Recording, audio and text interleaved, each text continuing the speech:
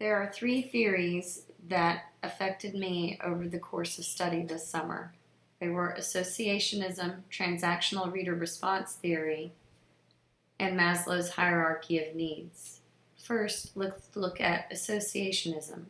Associationism is how events or ideas can become associated with one another in the mind.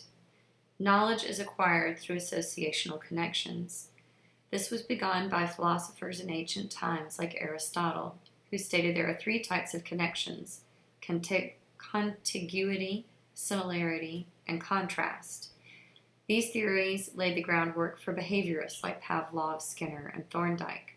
Along with mental discipline theory, it is one of the oldest theories of learning, maintaining its dominance in educational and philosophical thought until Locke challenged it with his tabula rasa theory. In the text, the teacher's anecdote said that she found ways for students to connect an experience they've likely not had, like being caught in an avalanche versus being stuck inside a snowstorm. When I taught 6th grade, my 6th graders had to understand climate zones. I would ask students who've gone to the beach in the summer to compare climate in the superstore parking lot versus the climate at the shore. Being nearer to the water, the climate at the beach is more pleasant thanks to the breezes blowing off the water. Climate as a concept is very difficult for younger middle school students to grasp, but being in the southeastern United States, most of my students have been to the beach. They have experienced the extreme conditions of standing in the superstore parking lot, waiting on an adult to load the car with groceries, versus the milder conditions while they play in the sand at the shore. This way, they connect their experiences to the concept that being near a large body of water makes a climate mild. In transactional reader response theory, Rosenblatt applied the schema theory to reading. It's generally that an individualized response occurs to stories and events. Or, in other words, every person's reading experience is unique to that particular individual. Rosenblatt says there are two types of responses: efferent responses and aesthetic responses. Efferent responses are a fact-oriented response, reading a text to gain knowledge, making inferences, etc. Aesthetic responses are personally and emotionally based responses, what an individual sees, hears, or feels while reading a passage or text. In the book, the teacher anecdote states that students were reading a book, and the teacher had students respond to prompts about the main character, a young Korean girl who disguised herself as a boy in order to get an education.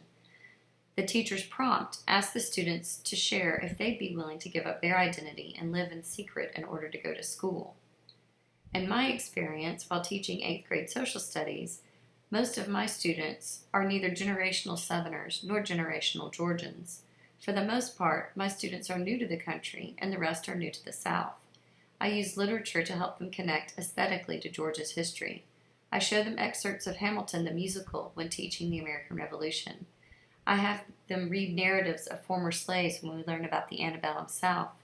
I have them follow my ancestors' path through Chickamauga by reading field notes. I have them read letters from my grandfather to my grandmother during his time overseas during World War II.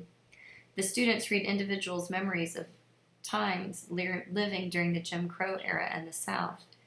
And my students listen to and analyze the lyrics of Billie Holiday's Strange Fruit when we study lynching. All of my students have strong aesthetic reactions to these activities, and it generates dynamic discussions because each student has his or her own individual response to the readings or lyrics. The last theory, Maslow's hierarchy of needs, is all about developing rapport or feeling safe with the teacher in the classroom. When combined with the work and theories of Gao, Taormina, Chopra, and Tanzi, Maslow's hierarchy of needs provides a compelling argument for the human emotional system playing an undergirding and central role in the higher levels of cognitive functioning. Children's performance on the Mini Battery of Achievement, or MBA, was positively and significantly correlated with children's emotional needs fulfillment. Teachers need to create a safe environment for students to learn. This will require more work for students whose needs are not being met outside of school. In my first few years of teaching, I had a young man who was having problems at home. I was never fully clear on the details, but he would just come to be near me or talk to me. I became as much an older sister or confidant as I was his teacher. He never shared intimate details, but I just made sure I was available. He tried to run away twice, going to local gas stations designated as safe places by the state. Finally, he came to school one day late.